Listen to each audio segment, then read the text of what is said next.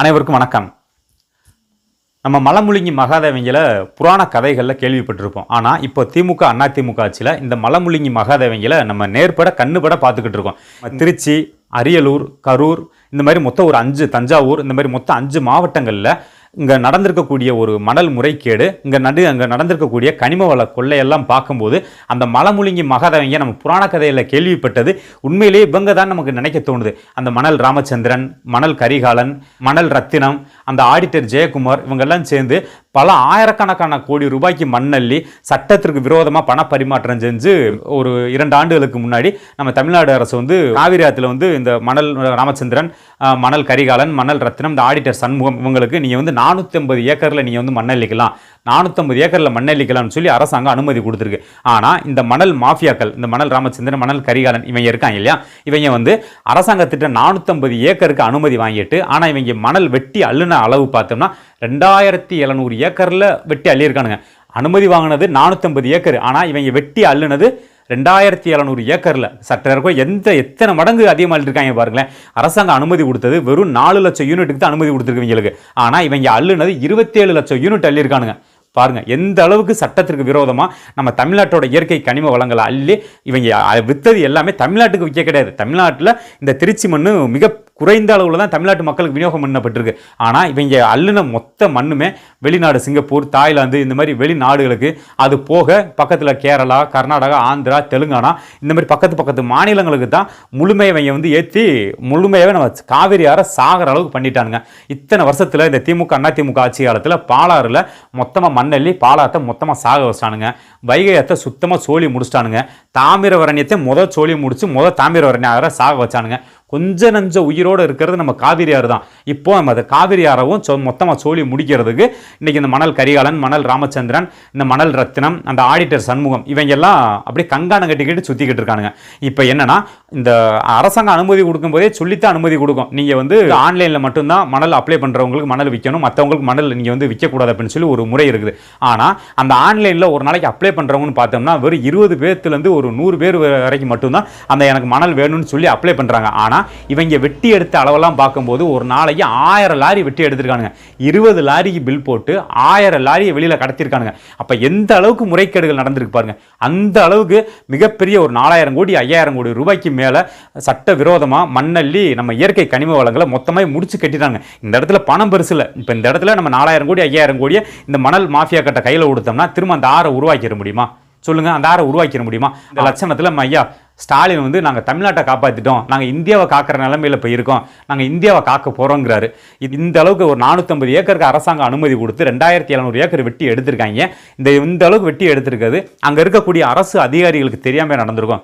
சத்தியமாக தெரிஞ்சிருக்கும். அங்கே இருக்க லோக்கலில் இருக்கக்கூடிய விஓவுக்கு தெரியாமல் இந்த மணல் கடத்தல் நடந்திருக்குமா, இல்லை லோக்கலில் இருக்கக்கூடிய அந்த ஆரைக்கு தெரியாமல் இந்த மணல் கடத்தல் நடந்திருக்குமா, இல்லை அங்கே இருக்கக்கூடிய மாவட்ட ஆட்சியருக்கு தெரியாமல் இந்த மணல் கடத்தல் நடந்திருக்கும். கண்டிப்பாக எல்லாத்துக்குமே 100 விழுக்காடு தெரிஞ்சிருக்கும். அங்கே இருக்கக்கூடிய டிஆர்ஓலேருந்து, அங்கே இருக்கக்கூடிய கனிம வளத்துறை அலுவலர்லேருந்து, அங்கே இருக்கக்கூடிய நீர்வளத்துறை அலுவலர்லேருந்து எல்லாருக்குமே இங்கே நடக்கக்கூடிய மணல் கடத்தல், மணல் கொள்ளை கண்டிப்பாக எல்லாத்துக்கும் தெரிய வந்திருக்கும். ஆனால் இவங்க எல்லா பேரும் ஒரு வார்த்தையோட வாயை திறக்கவே இல்லை.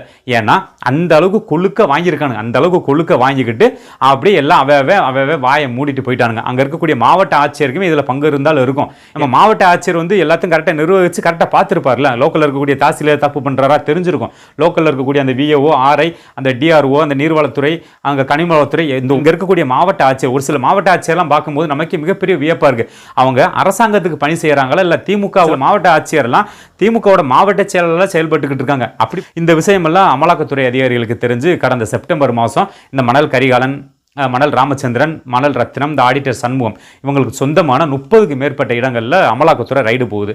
இப்படி அமலாக்கத்துறை ரைடு போய் 120 கோடி ரூபாய்க்கு மேலே சொத்துக்களை முடக்கியிருக்காங்க. இது போக 50 லட்சம் ரூபாய்க்கு மேலே ஆவணங்களை எடுத்திருக்காங்க. இது போக பல கோடிக்கணக்கான ரூபாய்களை ரொக்கமாகவே கைப்பற்றிருக்காங்க. அது போக அந்தந்த சம்மந்தப்பட்ட அந்த கரூர், திருச்சி, நாமக்கல், இந்த மாதிரி மொத்தம் ஒரு 5 மாவட்ட ஆட்சியர்களும் நீங்கள் உடனே விசாரணை ஆஜராகணும். விசாரணை ஆஜராகி அங்கே என்ன நடந்துன்னு நீங்கள் சொல்லிட்டு போங்க அப்படின்னு சொல்லி நம்ம இடி சம்மன் அனுப்பும்போது ஒரு நேர்மையான ஒரு மாவட்ட ஆட்சியர் போய் விசாரணை ஆஜராக வேண்டியதானே. உடனே இவங்க நம்ம ஹெட் இருக்கா இல்லையா, நம்ம தமிழ்நாடு அரசிட்ட போய் ஐயா அங்கே வாருங்கய்யா, நீங்கள் சொல்லித்தாயா நாங்கள் மணல் கடத்தல் கையெழுத்து போட்டோம், இப்போ அமலாக்கத்துறையிலேருந்து சம்மன் வந்திருக்கியா ஐயா, பார்த்து ஏதாவது செஞ்சு விடுங்கன்னு சொல்ல நம்ம தமிழ்நாடு அரசு வந்து உடனே சென்னை உயர்நீதிமன்றத்தில் வழக்கு தொடுத்து அப்படியே அந்த இடத்துக்கு தற்காலிக தடை வாங்கிட்டாங்க. உண்மையிலேயே நேர்மையான மாவட்ட ஆட்சியில் போக வேண்டியதானே, போய் நடந்தது சொல்ல வேண்டியதானே. ஆனால் நம்ம அமலாக்கத்துறை அதிகாரி வந்து மேலே உச்சநீதிமன்றத்தில் வழக்கு தொடுத்து இந்த இடைக்கு அந்த கீழே உயர்நீதிமன்றத்தோட இது தீர்ப்புக்கு தடை வாங்கி விசாரணைக்கு ஆஜராகிறதுக்கு இது பண்ணிட்டாங்க. கடந்த 2 தினங்களுக்கு முன்னாடி மாவட்ட ஆட்சியர் 5 பேருமே போய் அங்கே போய் ஆஜராயிருக்காங்க. ஆஜராகி கீழே என்னென்ன நடந்துச்சு எல்லாமே அந்த அமலாக்கத்துறை அதிகாரிகள்கிட்ட முழுமையாக போட்டு உடைச்சிட்டாங்க. கிட்டத்தட்ட நம்மளுடைய மணல் மாஃபியாக்களுக்கு தூக்கம் போச்சுன்னு நம்ம சொல்லலாம். அது போக அந்த சம்மந்தப்பட்ட துறை அமைச்சர் இருக்கார் இல்லையா, சம்மந்தப்பட்ட துறை அமைச்சர் நல்ல மகனை கொழுன்னு சரீரானந்த வளர்த்து வச்சிருக்காரு இல்லையா, அப்பன் துரைமுருகன் மிகப்பெரிய ஒரு சீனியர் அமைச்சர். இவருக்கெல்லாம் சீனியர் அமைச்சர் பேர் வேறு வாயில் என்னென்னமோ வருது. இந்த ஆளெல்லாம் பேச முடியல, ஏன்னா வயசில் மிகப்பெரிய ஒரு மூத்தவராக போயிட்டார். இந்த ஆளெல்லாம் இந்த அளவுக்கு சொத்து சேர்த்து வச்சிருக்காரு. இவர் சாகும்போது என்ன பணத்தவா சாப்பிட போறாரு. 3-4 மாசத்துக்கு முன்னாடி நம்ம திமுகவோட கொள்கை பரப்பு செயலாளர் ஒன்று சொன்னார், ஏங்க அப்பனும் மயனும் சேர்ந்து 60,000 கோடி ரூபாய்க்கு மேலே சொத்து சேர்த்து வச்சிருக்கீங்க இல்லைங்க, மணலை விற்று கனிம வளத்தை விற்று ஏங்க கீழே இருக்கீங்களா சம்பாதிக்க விடுங்கன்னு சொல்லி அன்னைக்கு அந்த கொள்கை பரப்பு செயலாளர் பேசினார். அது இப்போ நமக்கு உண்மைன்னு தெரியுது.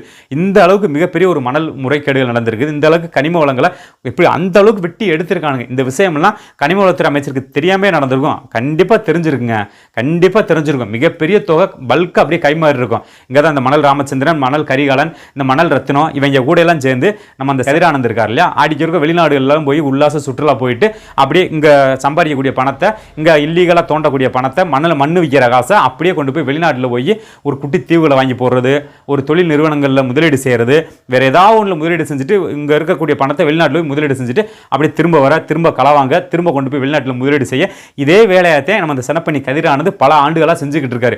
ஆனால் இங்கே இருக்கக்கூடிய லோக்கலில் இருக்கக்கூடிய அந்த கனிமவளத்துறையாக இருக்கட்டும், நீர்வளத்துறையாக இருக்கட்டும், ஆர்ஐயாக இருக்கட்டும், பிஓவாக இருக்கட்டும், யாராவது ஒரு ஆள் ஒரு இப்படி சொல்கிறது, ஒரு வீட்டுக்கு ஒரு சின்ன ஒரு காரணத்துக்காக ஒரு 10 கிலோ மண்ணை ஒரு சின்ன பையில் போட்டு அள்ளிட்டு வந்தால் போதும், உடனே போய் லபக்குன்னு பிடிச்சி பார்த்தியா யாருக்கிட்ட தமிழ்நாட்டோட கனிமவளத்தை களவாங்க பார்க்குறான்னு அந்த அளவுக்கு தீவிரமாக அந்த ஒரு பாமரங்கிட்ட செயல்படுற இந்த இந்த கனிமவளத்துறை, இந்த ஆர்ஐ, இந்த விஏஓ, அந்த மிகப்பெரிய ஒரு கனரக வாகனங்கள் 20 டயர் 30 டயர் லாரியிலாம் இந்த அளவுக்கு மணலை கொண்டு போகிறாங்களே, இவங்களை ஏன் தடுக்கிறது இல்லை?